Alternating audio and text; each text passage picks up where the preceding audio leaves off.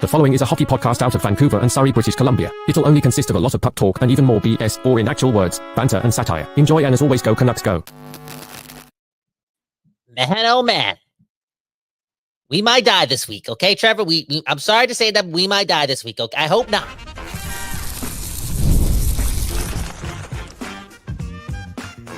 You're Locked On Canucks, your daily podcast on the Vancouver Canucks, part of the Locked On Podcast Network, your team every day.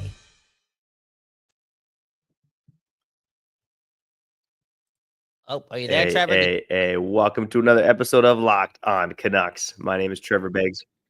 Oh, am I there? Am I there? I'm telling you, man, we're on life support, man. It's not just you and you and you and you and you, but us and the Vancouver Canucks as well. Again, I'm Trevor Beggs, co-host of the show. Before we get into it, we got to thank you for tuning into Locked On Canucks, because the Canucks are on life support and you're still here tuning in, and we appreciate the hell of you for doing so. Man, oh man, Kyle, this is a crazy time to be a fan of the Vancouver Canucks. And I was on the Locked On NHL show yesterday. I think that episode came out today, and it's never a dull moment covering this team. And it's been especially the case this season. Unfortunately, as Vancouver Canucks fans know, it's for a lot of negative reasons. But can the Canucks pull off a miracle? Let's talk about their path to doing so. Let's get into the injury updates as well. Preview this game against the Devils for a little bit, and maybe we'll get into the GOATs of the week as well.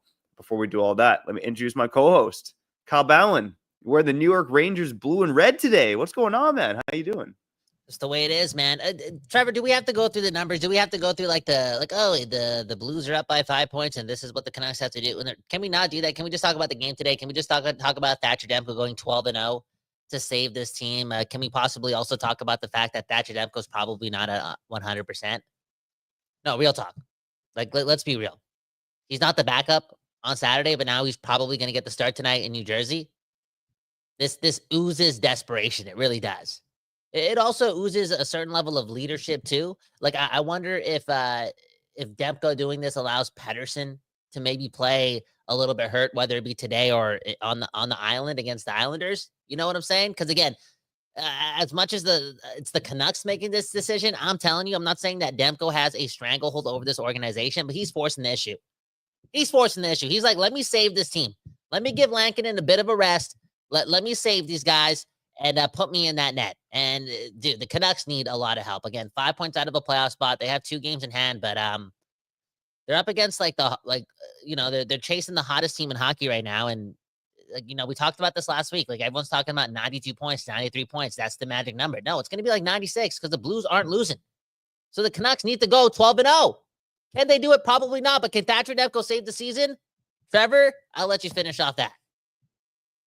Look, Thatcher Demko can save the season. And Kyle, let me go back to a familiar place the Canucks found themselves in.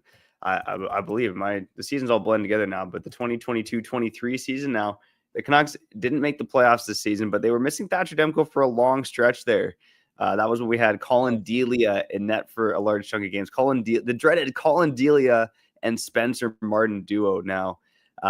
What was it? Demko was gone for, over almost 3 months, right? When he injured his hip, I believe, against the Florida Panthers. Didn't return to the lineup until the end of February. Now, at that point, the Canucks were far to the playoff race. They didn't make a push late, but Thatcher Demko, down the stretch there, despite missing 3 months due to injury, was one of the best goaltenders in the NHL. Had a shaky first game back, but after that, he gave performance after performance where he was delivering above average results for your Vancouver Canucks. And look, Thatcher Demko has said to himself already that it's been a season where not having the offseason preparation has kind of caught up to him and has led to other injuries. But now we're talking about a stretch here that is only a handful of games, right? The Canucks have 13 games left on the schedule.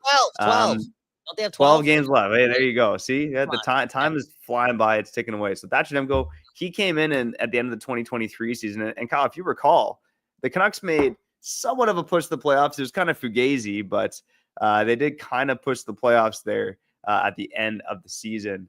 And Thatcher Demko was a big reason why. Now, can Thatcher Demko do it again? Look, I'm not putting it past this guy because he came back from 3 months off in the middle of the season, and over his final 17 games went 11-4-2 with a .918 save percentage. Unfortunately, good the enough. Canucks were too far out of the dance at that point. But look, Kyle, I looked it up today. As of March 3rd or March 24th of 2023, my apologies, the Canucks were still like over 10 points out of the playoffs, and they somehow just kept winning games to get back into the mix. They were never really there. I think they got as close to about 6 points out. But again, they did that because Thatcher Demko provided them with elite goaltending, and he did so after being off for 3 months. So look, goaltending is inherently pretty volatile, and with Thatcher Demko, he gives his team a chance to win each and every night. And I know he hasn't been the same guy this season, but you just don't know if he's going to come back and be lights out again. I mean, it's entirely possible that he can be, especially with this defense. Look at the defense in front of him too. It's a lot different than it was 2 years ago when he returned from injury. And Rick No, exactly. Well, I mean, look at the defense in general. I mean, if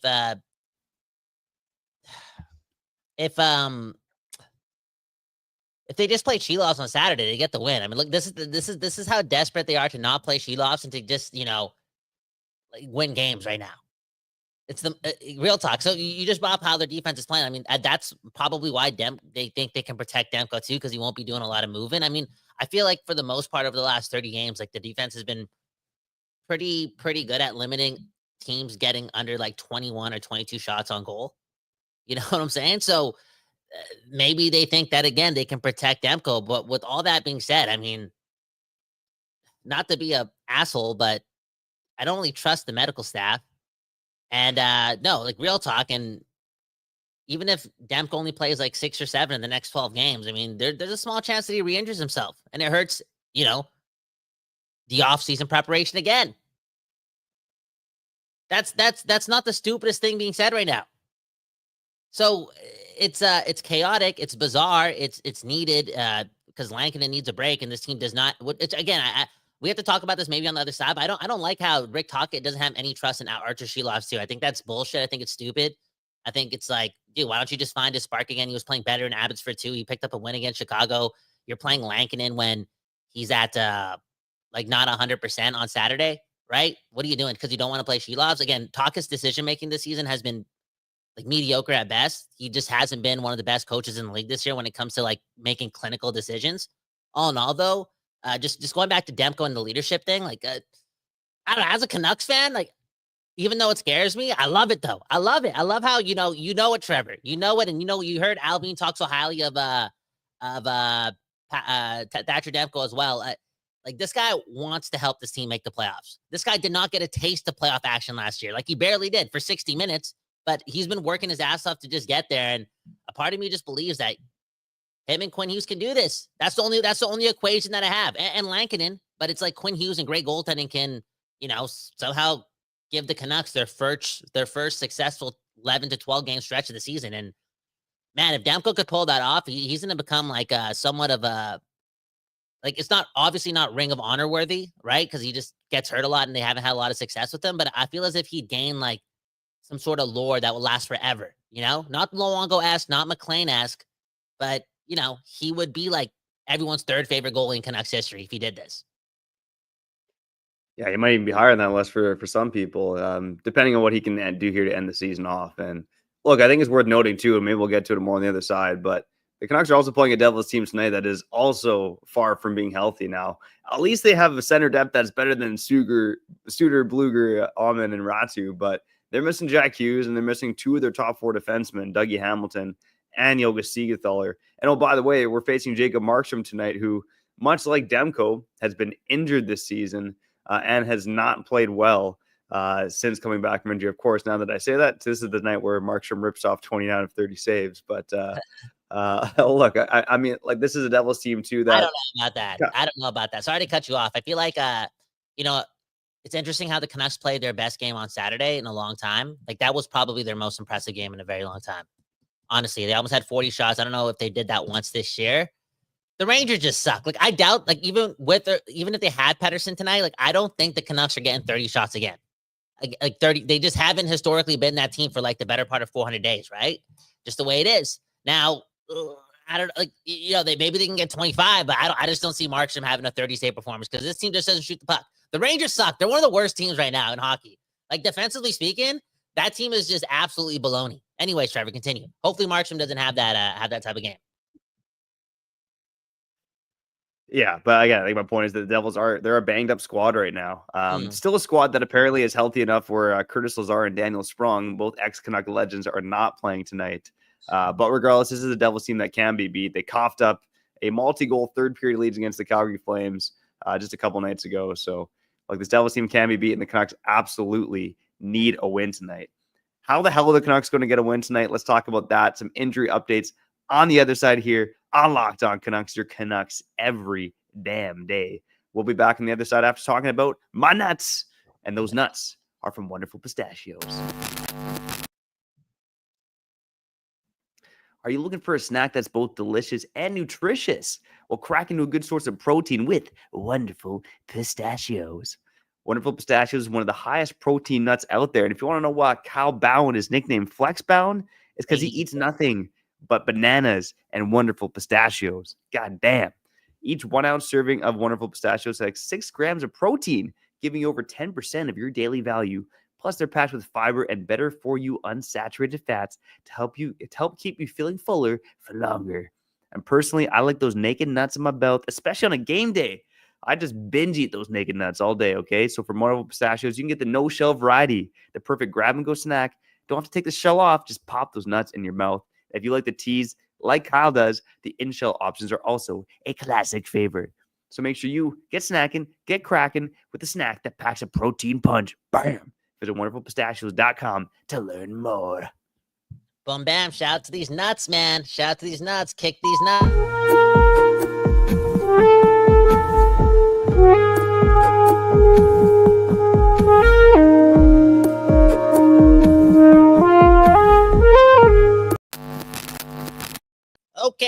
Okay. We back doing this, and that's talking about your Vancouver Canucks, man. Oh man, they play the Devils tonight. It feels like I've been sleeping with the Devil over the last couple of days, straight up, because I'm just waking up. Dude, just like it's hit me. This team may not make the playoffs. They need a bit of a miracle. Ironically, they play the Devils, though, right? You do the math. This could be the exorcism that the Canucks need. What? Anyways, let's get to some comments. This one means a lot. Okay, Clan. No, Cyan. What's his name? Cian. Yeah, Cyan. That's a nice name, dude. Cyan Malone. Just woke up. Is Pettersson playing? I don't know. He's doubtful. But again, if I feel like Demko's doubtful and he's playing, I straight up. Again, he didn't play. He wasn't even the backup on Saturday. Now he's starting in the must-win game. It's just like, what the is going on? All that being said, is there any logic to what I was saying earlier about Pettersson? Like, if Demko is playing, let's say he kills it tonight, like, does Pettersson get inspired off of that? And it's like, okay, I might be a little banged up, but I got to push through for the boys. Does that make any sense? Yeah, it can make some sense, right? I would say it might make more sense if Elias Pettersson wasn't playing well right now, but he's playing some of the best hockey of the season, and that's why it's so disappointing that he's not in this game. And I mean, look, this Canucks fan base, they know disappointment, but again, sports is pretty random too, right? You just never know what's going to happen. Look at the Buffalo Sabres beating up on the Winnipeg Jets last night, or on Sunday, I should say. So look, random things happen in hockey, and even without Pettersson in the lineup tonight, the Canucks could still win this game. Again, playing against a Devils team that is already banged up too. And yeah, maybe it does motivate Pettersson to come back and say, look, we're like, okay, here's the thing. Pettersson should be motivated regardless. I mean, the Canucks are in the middle of a dogfight for the playoffs. They're now underdogs to make the playoffs. If that doesn't fire you up, don't give me the number.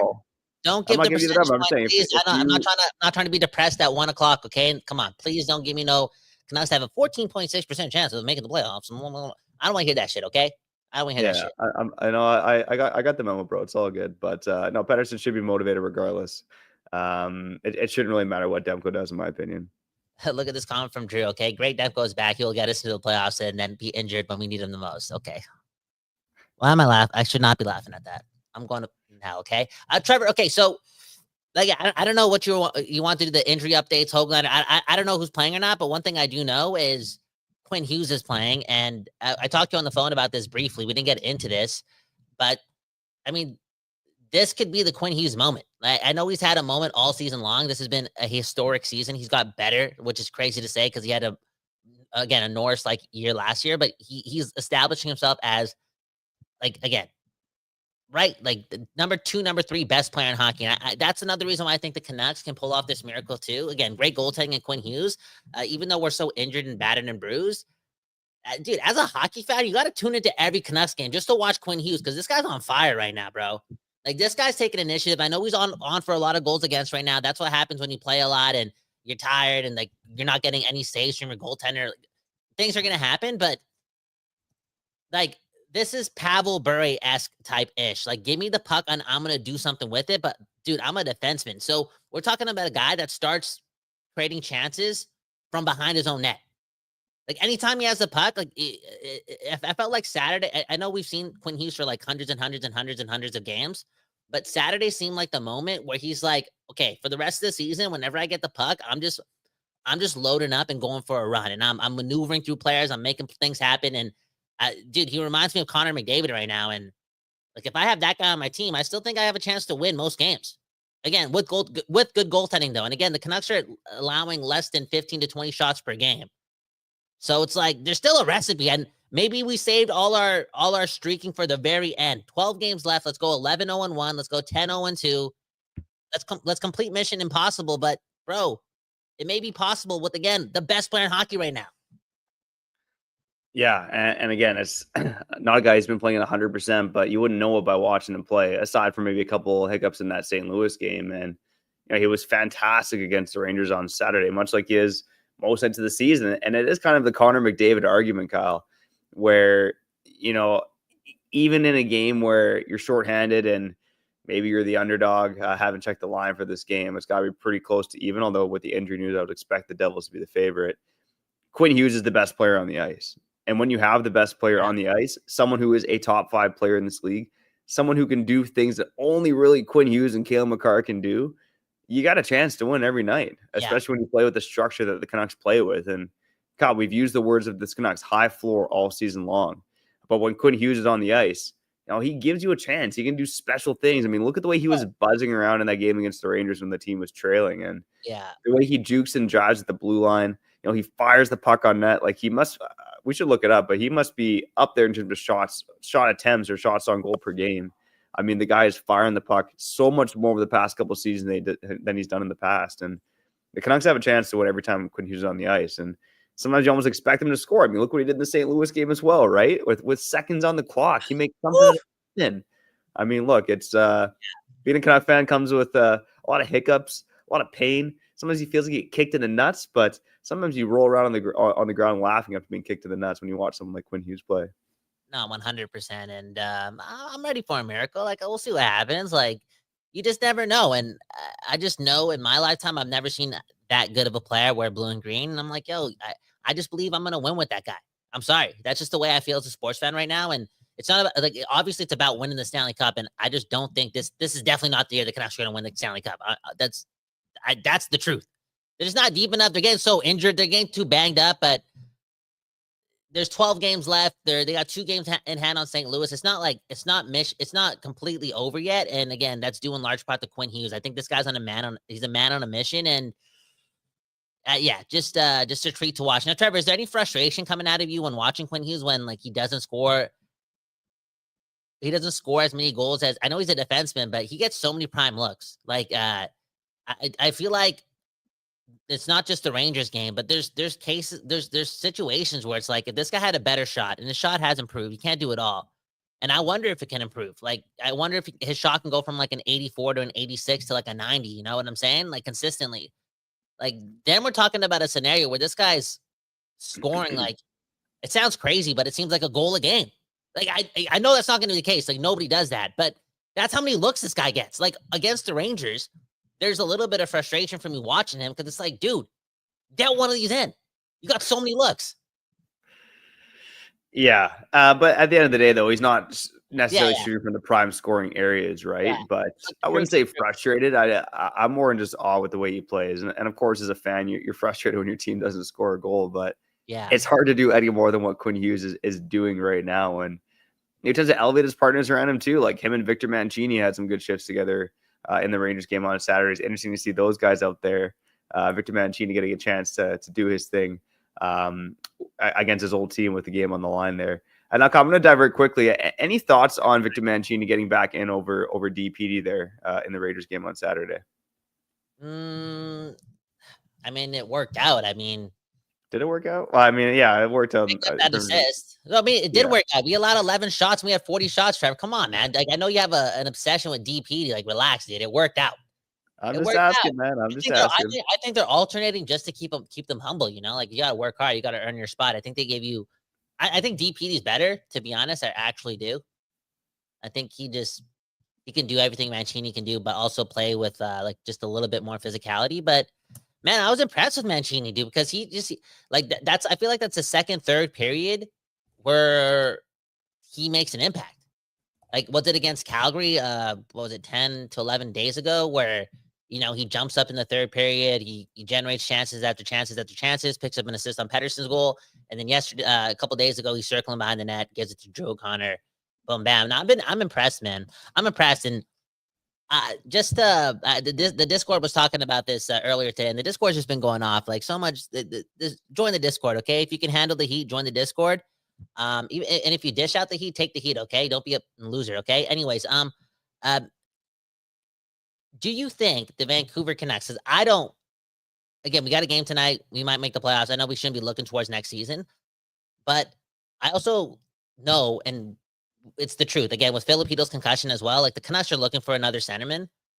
If they can't find that in free agency, I feel like the Canucks would be way more comfortable trading Tom Hoglander for a centerman than trading the 2026 first round pick that they have, because the draft is deep and this team's been so inconsistent this year. Like, how could you even risk trading a first round pick going into next season when, historically speaking, this team has been mediocre / bullshit, So I guess what I'm trying to ask you, Trevor, is like, is that how they're going to get another centerman? Is it like Tom Hoglander? Because you're talking about Mancini, you're talking about DPD, you're talking about Sawyer Minio, you're talking about Kirill Kuryatsev or whatever his name is. And I like Tom Hoglander a lot. I think he provides a lot of value.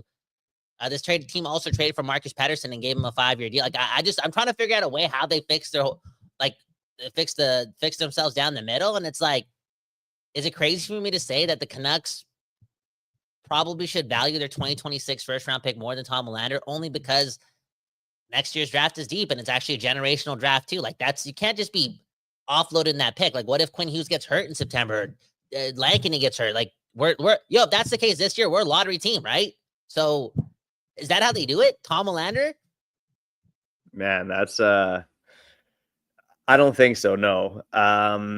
It's a great question though, because like you said, Kyle, you don't really want to be trading your 2026 first rounder, especially if you're a team like the Canucks. Like, don't pull a New York Rangers and leave your 2026 as an unprotected first. I think what's more likely is that they would trade their 2026 first and have it like top 10, top 12 protected. Okay. My bad. I forgot you could do that would be my thought there.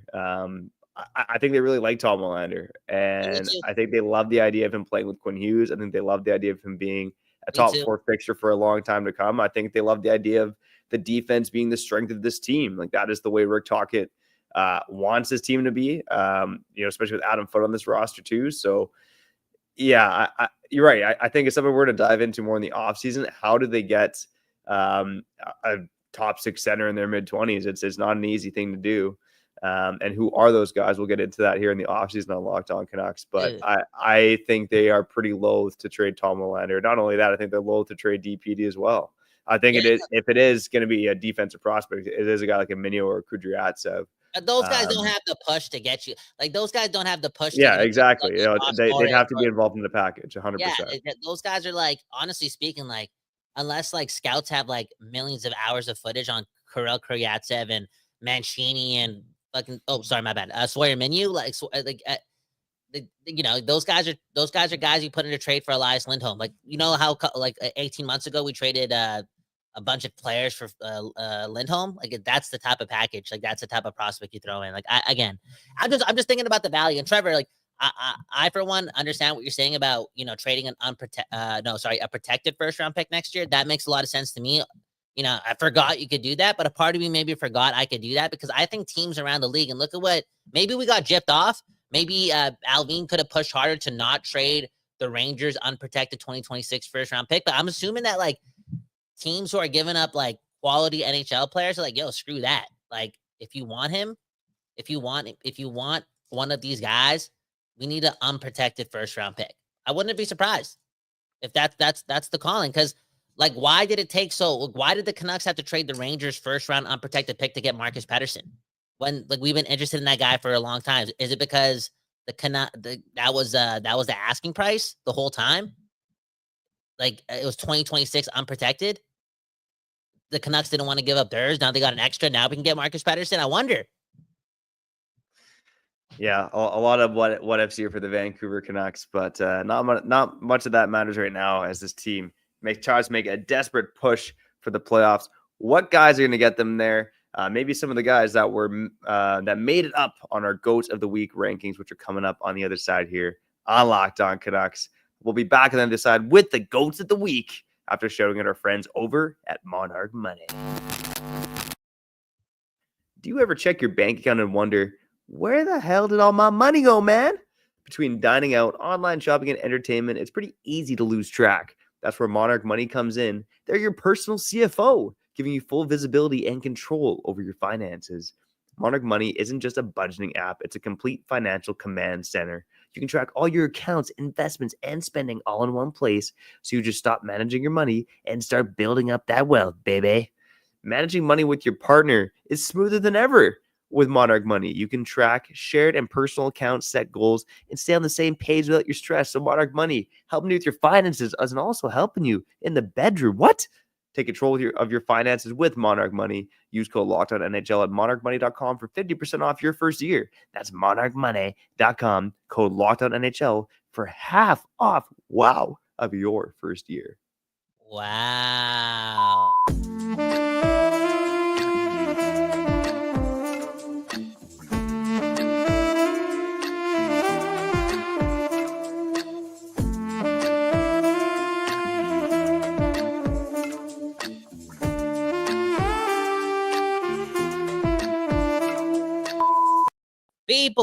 People, we back doing this, and that's talking about your Vancouver Canucks, a team that's 5 points out of a playoff spot, Trevor. I don't want to say it. You said it. I said it again, but that's what happens when you hang out around toxic people, okay? They bring out the worst in you, and now I'm dealing with the truth, and the truth hurts, okay?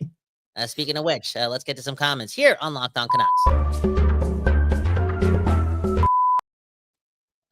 Greener saying, focus on getting guys healthy. This season's basically over.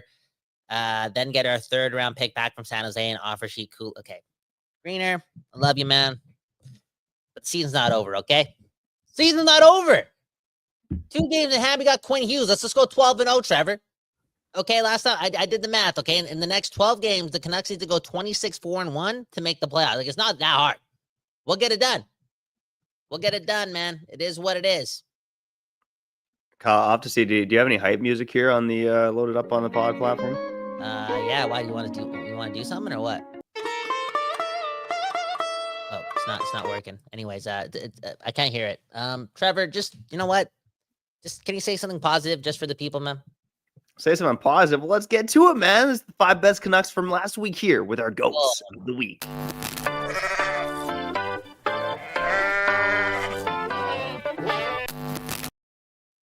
All right, this is our Goats of the Week segment, week 20 that we've done this year for the Canucks this season. If you're new to the show, we rank the 5 best Canucks from last week. First place gets 5 points, 5th place gets 1 point, so on and so forth. And Kyle, if you want some positivity, the top 2 players on this list are healthy, or at least healthy enough to play against New Jersey Devils on Monday night. And there was probably a good argument for number 2 to get to number 1, but I'm giving number 1 to Quinn Hughes because, man, oh man, this guy is the engine of this team. So solid throughout the week. And even in a bad game like he played in St. Louis, bad game of quotations, he manages to pull a rabbit out of his ass, which is pretty tough to do, and help the Canucks salvage a point, a much-needed point against the St. Louis Blues. He was all over the ice on Saturday as well. Part of the Canucks 6-2 win over the Jets. He was just fantastic last week. Averaged over 28 minutes per game. And man, oh man, it's hard not to go with Quinn Hughes. But in second place, and it's been a long time since this guy was even on the top 5 of Goats of the Week, Brock Besser. Brock Besser? Come on, man. Brock Besser with a week for the ages. It's been a while, but he had 5 goals in 3 He games. He should have been number one. He should have been number one, Trevor. Just a ballsy effort the whole way through. What a G. Almost got us another point on Saturday. Like that again. Yeah. I think the Rangers suck on defense. Like I really do. Like, look at what Miller did on the Drew O'Connor goal. Just skating by him. And then I think it was Miller. And then speaking of Miller, look at how Keandre Miller defended Brock Besser behind his own net and what Brock Besser was able to do. And that's get the puck, turn around, get into the front of the crease somehow, some way, and score a goal on Shesterkin. But where were the Rangers players? Like, you know what I'm saying? Like that. I think I'm very proud of the Canucks' effort on Saturday. I don't know how this went to like poo-poo in the Vancouver Canucks, but we have Quinn Hughes. Okay, so when Quinn Hughes is playing a shitty team and he's playing 30 minutes a game, we're gonna have a lot of chances. And the Rangers are just a bad team. All in all, though, Brock Besser doing a lot on his own. Like I just loved his. I've thoroughly enjoyed his last 2 goals. Like that's being a mother effort. And I mean, damn, bro, maybe now we can trade him at the draft for a 4th round pick for his draft rights for a 4th round pick and not a 5th. Okay. Congratulations to us. Yeah. Hey, there you go, man. And look, I think Brock Besser was deserving of number 1, but he was the sexy choice to make. But I mean, Quinn Hughes he's just so unbelievable every game with the puck on his stick. That's a great player. You're a realist. Exactly. Number 3, Elias Pettersson. He kept the point streak going. He had just 3 assists in 3 games last week. Of course, he barely played in the game against the Rangers. Playing just 750 overall, but looking like one of the best players on this team, and the Canucks desperately need that. They also desperately need him back this week as well. So Petey, get well soon, buddy. Do what you need to do. Again, we'll do the 10 and 9s report if we need to on tomorrow's episode of Locked On Canucks. Number 4, I'm completing the new first look line for the Vancouver Canucks. Nils Hoglander, big week for the team. That line, Petey, Besser, and Hoglander had a big week in general, and especially against the Winnipeg Jets there, and had some good chances against the St. Louis Blues. At number 5, I have Pius Suter. Pius Suter, man. Pius Suter playing 18:39. Of course, that was inflated a bit in terms of his average ice time last week.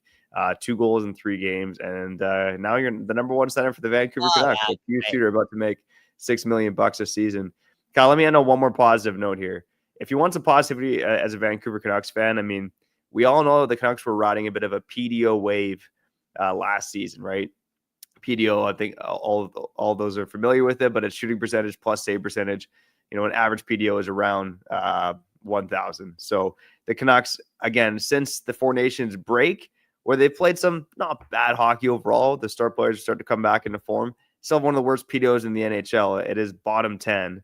The top team in terms of PDO since the Four Nations break ended the St. Louis Blues at 105.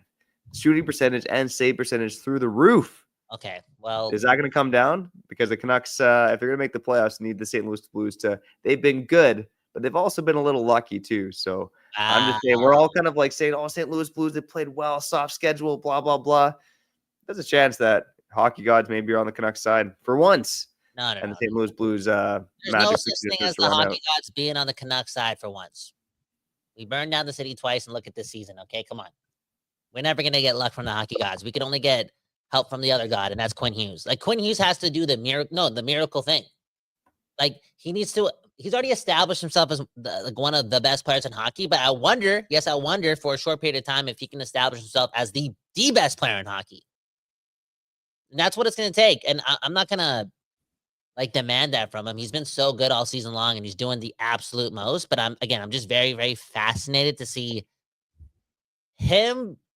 Because again, Trevor, don't you think he's going to be a little accountable here? Like he's such a competitor. Like I feel like what we saw on Saturday, I know it's impossible for that to happen every day. Like no man can do that. Like, don't you think we could see that for another 12 games? Like I'm just going to take the puck and do whatever I want. Let's see it. And let's get good goaltending, and let's go 26-1-2 in our next 12 games to make the playoffs. Or as Matt Folger saying, 26-4-1 in our final 12 games, meaning 12-0 in the regular season and 16-1 in the playoffs. Let's go, buddy. That's the kind of energy we need here for your Vancouver Canucks and here on Locked On Canucks. But we got to get out of here, get the pre-game nap in before the Canucks and Devils face off at 4:30 p.m.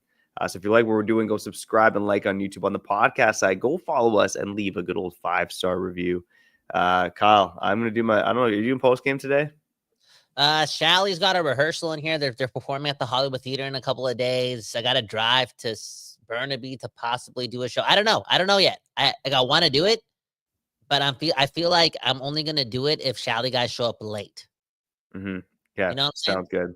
Yeah. Well, I might be recording at the Piston Ring because I got 2 kids running around my house, so we'll see how it goes. But again, go Canucks, go! It is Locked On Canucks, your Canucks every day. So we'll be back at you soon. Let's do it. Let's do the impossible, man. Quinn Hughes, I'm entertained. Let's go. One love to Thatcher Demko. Let's do it. I'm Trevor Beggs. That guy's Cal Bound, and you've been listening to Locked On Canucks.